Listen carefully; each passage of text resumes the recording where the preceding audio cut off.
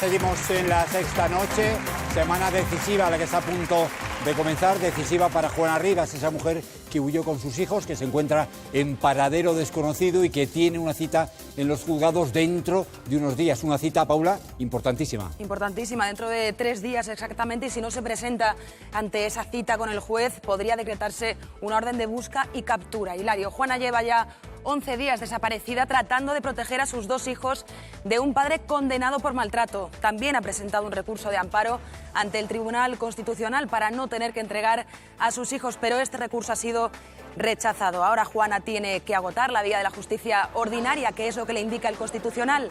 La asesora jurídica de esta mujer dice estar trabajando sin descanso para buscar una solución. Estamos trabajando contra reloj por buscar una salida legal para proteger sobre todo a esos 2 menores. El padre de los niños, que insiste en su inocencia, ha propuesto a Juana compartir la custodia de sus hijos y ocuparse de que ella y los niños tengan manutención y vivienda, pero en Italia, de donde él es originario. Quieren que yo pase por maltratador, que yo no soy. Yo como padre, yo como persona, que mi valor principal es de hacer el mejor para el bienestar de mis hijos, yo ofrezco mi ayuda para lo que puedo, para que mis niños tengan la madre cercana. El entorno de Juana no le da credibilidad a esta propuesta y a ella le quedan, insistimos, 3 días para comparecer ante el juez. Una cita, decíamos, muy importante. Gracias, Paula. Carmen, todos pensamos que esta vez sí va a comparecer ante la justicia, ¿no?, cuando le toca. Bueno, están también pendientes, sí, de ese otro recurso que quieren poner ante el Constitucional, pero este caso yo creo que ha trascendido el ámbito judicial y que ya estamos hablando de un clamor social que coincide además con la aprobación la semana pasada del Pacto de Estado contra la Violencia de Género y que trasciende al caso de la justicia, porque estamos en un año donde han muerto a manos de sus parejas 34 mujeres, 6 niños, 16 niños se han quedado huérfanos. Y este caso nos pone sobre la mesa la gravedad de la situación y lo dramático que resulta que una víctima sea la que tenga que huir de la justicia para ponerse a salvo y en este caso a sus hijos, ¿no? Una justicia que no protege a Juana. Claro, es que lo realmente relevante de este caso es que a veces la burocracia e incluso la ley puede ir en contra de la justicia. Es decir, estamos aquí todos apoyando a una mujer a la que técnicamente todo el mundo dice que está haciendo lo contrario de lo que debería técnicamente judicialmente, ¿no? Eso te dice que hace falta una regulación mejor, que hace falta una ley mejor y que hace falta métodos más ágiles para que la burocracia no acabe triturando la justicia por el camino, porque todo esto se hubiera solucionado si el proceso hubiera sido más rápido y con información compartida entre países, que estamos hablando de Italia y España, y si las traducciones y los trabajos judiciales fueran más ágiles. Entonces, en esta altura del proceso, donde todo eso ya da igual, ahora lo que hay que esperar es que efectivamente la Audiencia Provincial de Granada encuentre alguna fisura para declarar nula la orden de que Juana tiene que llevar sus hijos a Italia, alguna manera de convencer a la justicia italiana de que revise el caso y, desde luego, volver al Constitucional, porque recordemos, el Constitucional no ha dicho esto no me interesa. Ya ha dicho agote las otras vías primero, te queda ¿no? todavía 3 casillas para llegar al Constitucional. O sea que sí, intenta seguir las casillas que te quedan y luego, si no, hablamos, ¿no? Aún así, yo creo que hay una cosa que hay que dejar muy clara. Los hijos no pueden estar con un maltratador y este hombre está condenado por maltrato. Esos son 2 hechos que yo creo que no podemos discutir.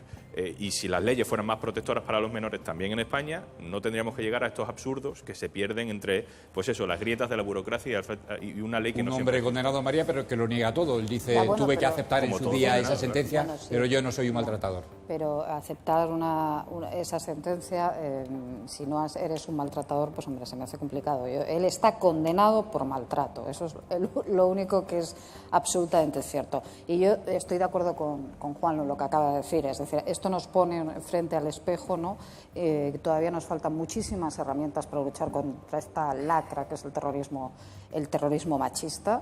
No puede ser que los niños, que los menores, que haya maltratadores condenados, digo condenados, que gocen de un régimen de visitas o a los que se les dé la custodia, que sean los jueces, ¿no?, con criterios objetivos, pero también subjetivos, los que en cada caso decidan, ¿no?, aplicar un criterio o aplicar otro, porque yo creo que automáticamente a un maltratador que está condenado por maltrato se le tiene que retirar la custodia de los hijos. Entonces yo creo que la posición de Juana, efectivamente, como tú muy bien decías, al margen de la legalidad, cualquiera que somos padres entendemos perfectamente el drama de una madre que tiene que entregar a una persona que ha sido condenada pues a sus hijos, habiendo ya solo en este año 6 niños muertos en manos precisamente de sus maltratadores. Entonces es un tema dramático. Yo que casos como este de problemas con la custodia y con la localización de cada una de las partes de una relación matrimonial no es la primera vez que ocurre en España, son frecuentes, ¿no?, y casi todos con unos tintes bastante trágicos, ¿no? Lo que cualifica este caso concreto es que hay una condena en uno de los cónyuges por maltrato, ¿no? Por lo cual nos enfrentamos a una complicación desde el punto de vista jurídico, pero también una complicación desde el punto de vista social, porque da la casualidad, antes ha referido mi compañera que se había aprobado el pacto contra la violencia de género. Es que los maltratadores se casan y los maltratadores tienen hijos. Claro, parece que lo que estoy diciendo es una obviedad, pero es una realidad social, que los maltratadores llegan a casarse y luego llegan a tener hijos y conviven durante un tiempo hasta que a lo mejor se produce un acontecimiento trágico, luctuoso, que hace que los demás nos movilicemos. Pero con esta realidad vivimos. Aquí se da otra circunstancia. ¿Los maltratadores tienen derecho a ver a sus hijos? Aparentemente, según las legislaciones y según lo interpreten cada juez, pues sí. Pero es más, un maltratador tiene derecho a tener un hijo. De hecho, lo tienen. O sea, los maltratadores tienen hijos. En el momento que un maltratador tiene un hijo, ya se está generando ahí una relación diabólica entre los miembros de esa unidad familiar. Porque ¿qué hace la madre? Luego está con el padre, no está con el padre, va de viaje, no está de viaje. Aquí se da otra circunstancia, y es que se trata de un matrimonio mixto. Con lo cual entra en juego algo que me parece muy inteligente que ha planteado Juanlu, y es en una situación social en donde las fronteras están prácticamente banalizadas y todos se casan, nos casamos con parejas de un país, de otro, ante hechos tan graves que no solamente son españoles, sino que ocurren también en Italia, en Alemania, en Polonia, en Francia. Me refiero al maltrato, a la violencia de género. Habría que avanzar más en la unificación del derecho civil europea en estos temas y en una colaboración judicial más intensa. Probablemente algunos de los problemas que se dan concretamente en este caso es porque no ha habido ni la colaboración ni, digamos, la permeabilidad necesaria entre el derecho italiano y el derecho español para que este tipo de cosas no ocurran. Porque al final la frontera muchas veces difumina la fuerza que puede tener el derecho contra unas situaciones que deberíamos estar todos en contra de ellas. Y por tanto, italianos, franceses, suizos, alemanes, todos, en este caso, en un espacio de unidad política como es Europa, deberíamos tener mejor legislación y mejor política para luchar contra esto. Paco, tú siempre recuerdas lo de soy un hombre de derecho, hay que desobedecer la ley. En este caso todos apoyamos a Juana porque, a pesar de que desobedecer la ley, incluso el presidente. Es un tema jurídicamente muy complicado, ¿no? Si fuera tan sencillo, hay el choque de dos derechos, el derecho nacional, el derecho italiano. Ella se va de Italia y se lleva a los hijos legítimamente porque no dice que se vaya a ir, simplemente puede irse de vacaciones con ellos y luego no vuelve a Italia, ¿no? Donde una cosa sobrevenida es que la condena se produce antes de que ella tenga el segundo hijo. Es decir, ella vuelve unos años después con la que es su pareja, con lo cual, una vez que has vuelto con tu pareja... No, eso no invalida nada. Bueno, eso no invalida nada, Paco. Va a haber otro episodio que te está viendo mucha gente por la tele, porque aparentemente él le bueno, promete que ya no es se un iba a tema, oye, comportar es un tema muy delicado, Juanlu, ya lo sé. Es decir, o me dejáis hablar o habláis solo vosotros, vale, Es decir, es un tema muy delicado. No quiero hacer un Si fuego fuera con el otro tema no me importa que me interrumpáis, pero es un tema muy delicado, ¿no? Y entonces a mí me hace una pregunta y yo te digo lo que pasa. En el momento en que ella vuelve con su pareja y vuelve a tener un hijo, se supone que ya no hay malos tratos y que lo ha pasado, pasado está que además no ha sido en Italia. Espera un momento, pero no hay ninguna denuncia. Es decir, el problema, bueno, pero estamos hablando de la legislación italiana. Es decir, eso pasa en Italia. Y ella en Italia, que es un estado que no es Zimbabue, que es un estado de la Unión Europea y democráticamente, como mínimo, está como nosotros, dicho con ironía, ella no presenta ninguna denuncia, ni lo dice, ni hace nada. Que seguro que por la presión que tiene, pobrecita, si yo no me pongo al lado de él, simplemente tú me preguntas, yo te digo lo que está sucediendo, ¿no? Y en ese procedimiento, además, la juez que decide es una mujer. Afortunadamente, gracias a Dios, es un hombre. Por lo tanto, para que veáis la complejidad del tema, no es un caso que se produzca entre una pareja de españoles, ¿no? Entonces tú no puedes pasar del derecho. Me contaba uno de los abogados que hay un caso que llevó de un ciudadano suizo y una mujer española, que al final los tribunales dictaron a favor de la ciudadana española e impidieron que los niños fueran a Suiza, que también es otro estado democrático, ¿no? Por tanto, vamos a ver si se consigue jurídicamente que ella y se entre en el fondo de la cuestión, porque lo más importante entre nosotros no es ni ella ni él. A mí me importan un pepino. Vamos a buscar más luz, intentamos buscar más luz sobre este asunto, hablando con Miguel Lorente, que es delegado del Gobierno para la violencia de género. Señor Lorente, buenas noches. Hola, buenas noches. La actuación de Juana Rivas escondiéndose, ¿esa acción es una acción normal? Bueno, es una acción bastante frecuente cuando hablamos de violencia de género y es una acción que, como vemos, tiene un sentido humano. Es decir, el apoyo social que hay alrededor de la decisión que ha tomado quiere decir que muchas personas harían lo mismo que ella ha hecho. Cuando uno vive la violencia de género, tenemos que ser conscientes de que el 70% de las víctimas de violencia de género salen a través de la separación, no a través de la denuncia. Y la primera medida que hacen es huir del maltratador. Por eso, en nuestra legislación y en todas las legislaciones prácticamente de cualquier país existen las casas de acogida. Esa fue una de las primeras medidas que se pusieron para que las mujeres pudieran acudir con sus hijos y salir del maltrato. Luego, no hay que analizar la decisión, digamos, descontextualizándola de las circunstancias que han dado lugar a ella. Alguien podría pensar que podríamos estar ante el caso de una madre que intenta aprovecharse de sus hijos en este caso. Bueno, ese es el problema, que estamos ante una percepción construida sobre unas referencias machistas, porque la cultura siempre se ha construido sobre ese criterio que los hombres han considerado que es el idóneo para toda la sociedad y que juega con mitos. El mito de la mujer perversa, que todavía en nuestro país habla de que el 80% de las denuncias son falsas, cuando la Fiscalía hace referencia en sus estudios a que realmente representan el 0,018%, y luego el otro mito, el mito de que un maltratador no tiene por qué ser un mal padre, ¿no? Yo creo que si entendiéramos y analizáramos en qué se puede beneficiar una madre al llevar a cabo una conducta, veríamos que no tiene sentido el planteamiento, porque en cualquier caso, se separara o no, iba a educar y a cuidar a sus hijos. Entonces, el beneficio a la mujer no puede ser, como se plantea, el hacerle daño al hombre. Eso es una falacia, eso es una construcción que se basa en un mito y que se alimenta jugando con toda la percepción histórica sobre esa idea de la Eva perversa que nos echó del paraíso y que todas las culturas lo han cultivado de una manera u otra. Entendemos, no sé si usted también, que Juana sí debe presentarse esta semana en esa cita que tiene en los juzgados. Sí, la única solución que tiene la situación que se ha planteado es la solución de la justicia. Lo que tenemos que pensar es que la justicia esté a la altura de las circunstancias. Cuando la justicia responde a veces de una manera lejana a la realidad de la violencia de género, nos encontramos con resultados como que el año pasado el 36% de las mujeres asesinadas habían puesto una denuncia previa.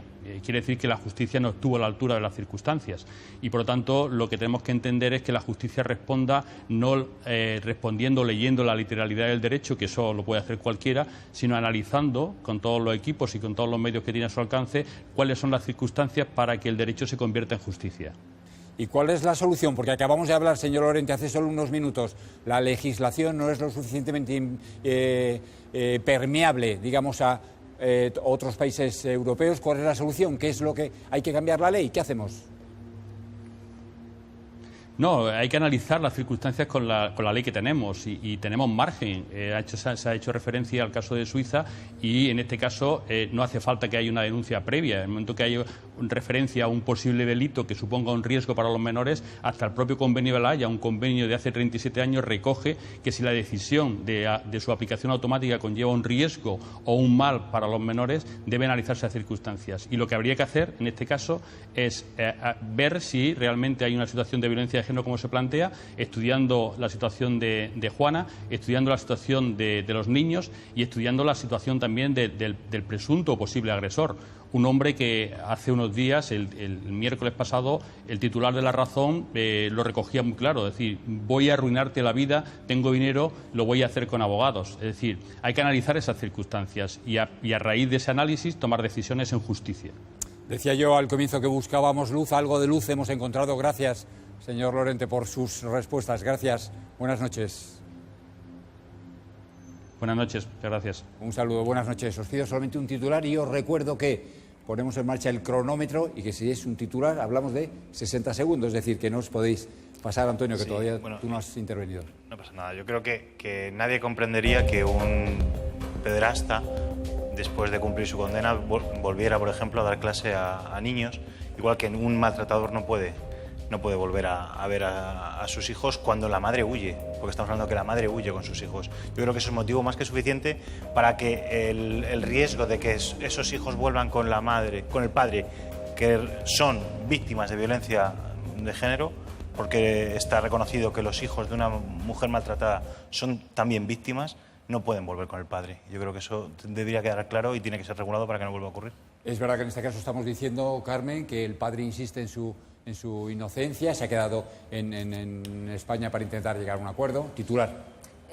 Utilizar a los niños para hacer daño a la madre también es violencia de género y también es maltrato, y eso lo hacen muchos hombres.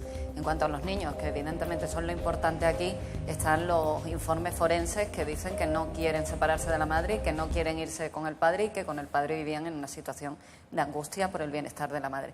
Y lo que sí quiero destacar es que decían antes que la justicia no ha estado a la altura de las circunstancias, pero ni la sociedad ni la política estamos a esa altura de las circunstancias. Le estamos fallando a esos niños.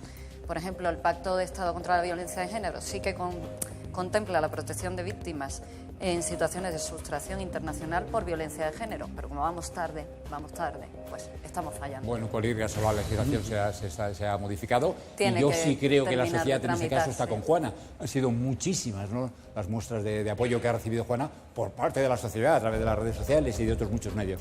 Juana es así de claro, está desobedeciendo y la sociedad está de acuerdo con esa desobediencia. Está diciéndole, te entendemos porque esta ley que hay, esta forma de funcionar que hay no es justa. Porque estamos entendiendo todos de pronto que un maltratador no puede ser un buen padre en el mismo núcleo familiar donde se han producido los maltratos. Yo solo pediría una cosa: no depositemos la responsabilidad de lo que pase sobre Juana Rivas.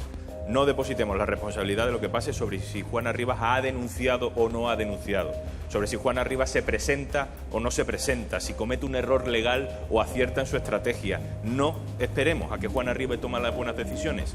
La ministra de Igualdad, que para eso la tenemos, el ministro de Justicia, que para eso lo tenemos, que hablen con Italia y que le pongan una solución internacional pactada que no sea, de nuevo, depositar toda la responsabilidad de lo que le pase a la mujer maltratada.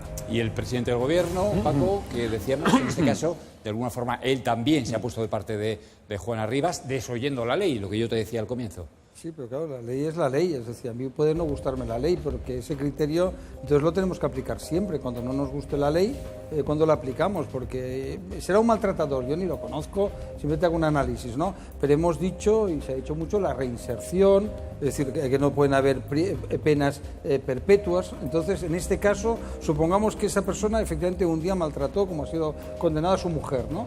Y a partir de ahí ya no tiene derecho a tener hijos, ya no tiene derecho a volver a ver a sus hijos, puede tener, es que yo lo pregunto como sociedad, planteémoslo, un etarra sí puede ser reinsertado, ¿no? Es decir, un ladrón puede ser reinsertado, ¿sí? Es que no lo sé. Yo digo, no soy tan listo, no me gustaría ser tan listo. Y es un tema muy complicado, ¿no? Buscábamos un titular, os recuerdo, solamente un minuto. Sí, no, por eso te he contestado. María. No, yo sinceramente creo que se llega tarde, como siempre, a todo.